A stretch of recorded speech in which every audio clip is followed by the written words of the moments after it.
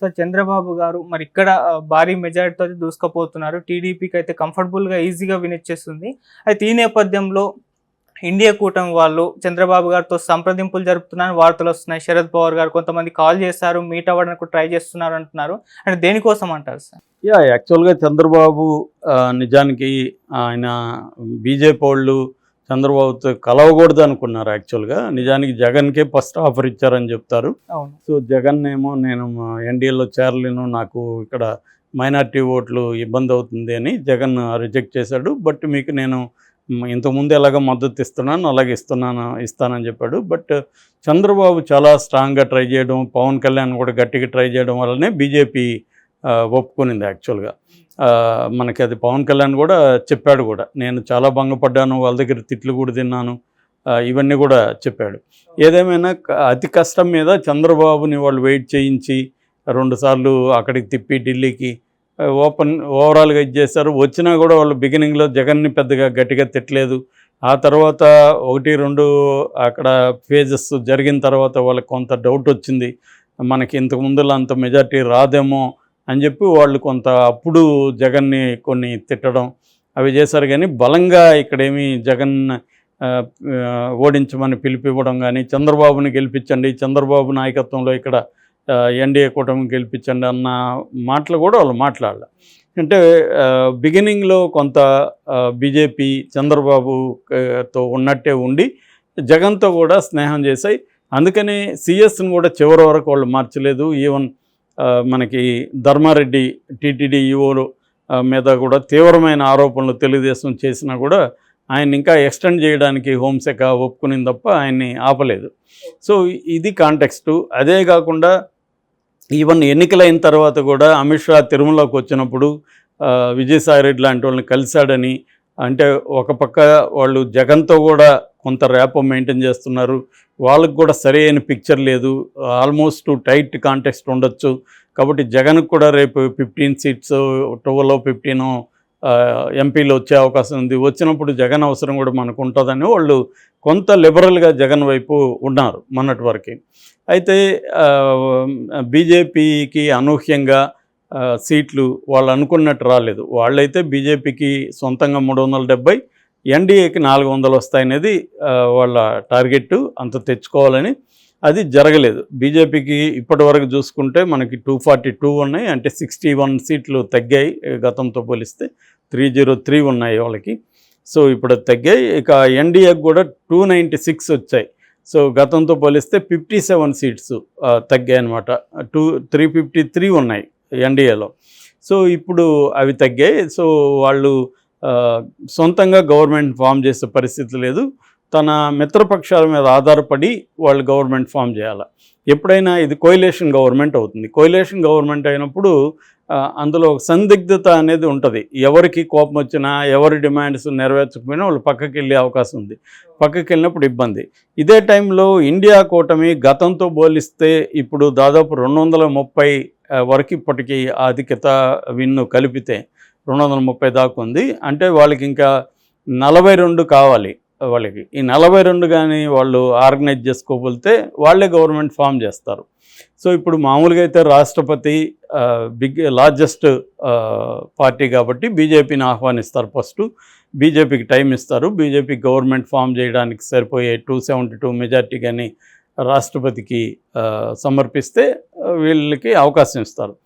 ఒకవేళ ఈ లోపల కాంగ్రెస్ పార్టీ కానీ లేకపోతే ఇండియా కూటమి కానీ ఎన్డీఏలో ఉండే పార్టీలని తన వైపు లాగగలిగితే అప్పుడు బీజేపీ గవర్నమెంట్ ఫామ్ చేయలేదు. ఆటోమేటిక్గా సెకండ్ ఆప్షన్ కాంగ్రెస్ పార్టీ ఉంది. కాబట్టి కాంగ్రెస్ పార్టీ కూడా దాదాపు సొంతంగా ఇప్పుడు 100 సీట్ల వరకు వెళ్తుంది. సో కాంగ్రెస్ పార్టీకి వాళ్ళు అప్పుడు ఆప్షన్ ఇస్తారు. కాంగ్రెస్ పార్టీ తన ఇండియా కూటమి సభ్యులతో అంతా కలిసి ప్లాన్ చేసుకొని వెళ్ళచ్చు. సో అందుకోసం ఇప్పుడు ఇండియా కూటమి ఏం చేస్తున్నారంటే ఎన్డీఏలో బలమైన మిత్రపక్షాలు 2 ఉన్నాయి. ఒకటి చంద్రబాబు 16 సీట్లు ఆయనకి సొంతంగా వచ్చే అవకాశం క్లియర్గా కనిపిస్తుంది. రెండవది నితీష్ కుమార్ ఆధ్వర్యంలో ఉండే జేడీయూ జనతాదళ్. ఈ జనతాదళ్కి వాళ్ళకి 14 సీట్లు వచ్చే అవకాశం ఉంది. ఇది కాకుండా శివసేనకి ఒక 10, ఎన్సీపీకి శరద్ పవార్ అదే అజిత్ పవార్ పార్టీకి ఒక 7. సో అవి ఒక 2 కలిపితే 17 ఉన్నాయి. సో ఇప్పుడు శరద్ పవార్ అజిత్ పవార్ని కూడా ఏమన్నా లాగుతాడా అనేది కూడా అక్కడ జరుగుతుంది. అట్లాగే శివసేన కూడా జంప్ అవుదానికి గ్యారంటీ లేదు. అలాగే ఏమన్నా జరిగితే అంటే నితీష్ కుమార్ ఏమో ఏ పార్టీలో ఉంటాడో ఏ కూటమిలో ఉంటాడో ఆయనకి తెలియదని ఆయన మీద జోకులు ఉన్నాయి. మొన్నటి వరకు ఇండియా కూటమిలో ఉండి మొన్ననే సడన్గా ఇటు జంప్ అయ్యాడు. మళ్ళీ అటు జంప్ అవడానికి కూడా గ్యారంటీ లేదు. రేపొద్దున నితీష్ కుమార్కో లేదా చంద్రబాబుకో ఉప ప్రధానమంత్రి ఇంకొక పోస్టు ఆఫర్ చేస్తే కీలకంగా మీరు ఉంటారు, మీరే ఇండియా కూటమికి కన్వీనర్గా ఉండమనం ఇంకోటి చెప్పగలిగితే అప్పుడు చంద్రబాబుకి ఆ కూటమిలో దాదాపు ప్రధానమంత్రికి ఉండే రోలు ఉండే అవకాశం ఉంది. మోడీ కూటమి కంటే కూడా ఆ కూటమి బెటర్ అని చంద్రబాబు భావించవచ్చు. ఎందుకంటే ఇక్కడ ఆంధ్రప్రదేశ్లో మోడీ అవసరం లేదు చంద్రబాబుకి. సో రేపొద్దున రెండవది ఏంది, వాళ్ళు ఇండియా కూటమి ప్రత్యేక హోదా ఆఫర్ చేస్తారు.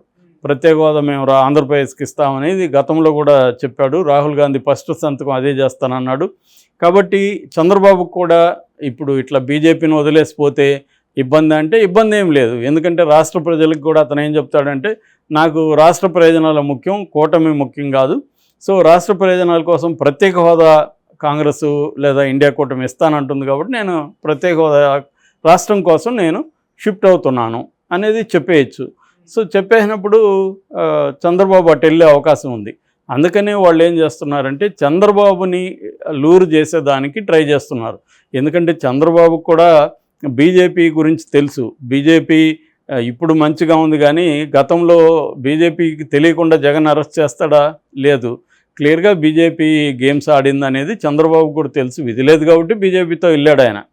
సో దానికంటే బెటర్ అనుకున్నప్పుడు అంటే రాష్ట్రానికి బెటరు, రెండో తనకు వ్యక్తిగతంగా కూడా కేంద్రంలో చక్రం తిప్పే అవకాశం బీజేపీ కూటమి కంటే దీంట్లో ఉండే అవకాశం ఉండిందనుకో. ఎందుకంటే ఆయనకి అందరితో కూడా అక్కడ క్లోజ్ ఫ్రెండ్షిప్ ఉంది. ఇటు మమతా బెనర్జీ కావచ్చు, ఖర్గే కావచ్చు, డీకే శివకుమార్ కావచ్చు. సో ఆ కూటమిలో ఉండే వాళ్ళంతా కూడా ఆయనకు ఉంది. సో ఆయన మేనేజ్ చేయగలడు. అందుకని ఇప్పుడు ఆయన్ని ఇటు కేసీ వేణుగోపాల్ కాంగ్రెస్ నుంచి, ఇటు శరద్ పవార్ చంద్రబాబుని కాంటాక్ట్ చేశాడని చెప్తున్నారు. సో వాళ్ళు కానీ కాంటాక్ట్ చేసి వాళ్ళ ప్రపోజల్స్ క్లియర్గా పెట్టగలిగితే చంద్రబాబు అటు షిఫ్ట్ అయినా ఆశ్చర్యం ఏం లేదు. ఎందుకంటే ఆయన క్లియర్గా వీళ్ళు ఎప్పుడు ప్రత్యేక హోదా ఇస్తామని ఇప్పటివరకు ఎప్పుడు హామీ ఇవ్వలేదు. ఈవెన్ బుందేల్ఖండ్ తరహా ప్యాకేజ్ కూడా ఇవ్వలేదు. ఇప్పుడు కానీ చంద్రబాబుకి ఏంటంటే ఇది ఒక గోల్డెన్ ఆపర్చునిటీ వచ్చింది చంద్రబాబుకి. ఇది నిజానికి ఊహించలేదు ఈ స్థాయిలో. సో దీన్ని నిలుపుకొని లోకేష్ని నెక్స్ట్ సీఎం క్యాండిడేట్కి ప్రకటించి నెక్స్ట్ 2029కి కూడా సుస్థిరంగా తెలుగుదేశాన్ని ఏర్పరచుకోవాలనుకుంటే చంద్రబాబు ఏదో ఒక రెవల్యూషనరీగా ఆంధ్రప్రదేశ్ ప్రజలకు చేయాలి. ఇప్పుడున్న పరిస్థితుల్లో చంద్రబాబు దగ్గర డబ్బులు లేవు, ఆల్రెడీ అప్పులు ఎక్కువ ఉన్నాయి. రెండోది చంద్రబాబు ఇచ్చిన హామీలు నెరవేర్చాలంటే కూడా 1,50,000 కోట్లు పర్ ఇయర్ అవసరం అవుతుంది. ఆల్రెడీ రెండోది ఏంటంటే అమరావతిని డెవలప్ చేయాలి ఆయన, దానికి డబ్బులు లేవు.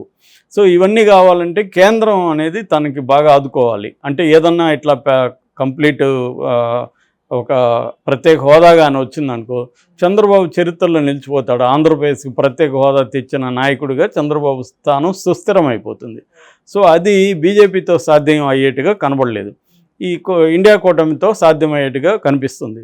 సో అలాగే జంప్ అయ్యే అవకాశం ఉంది. అందుకనే అమిత్ షా కూడా జగన్కి ఫోన్ చేశాడని చెప్తున్నారు.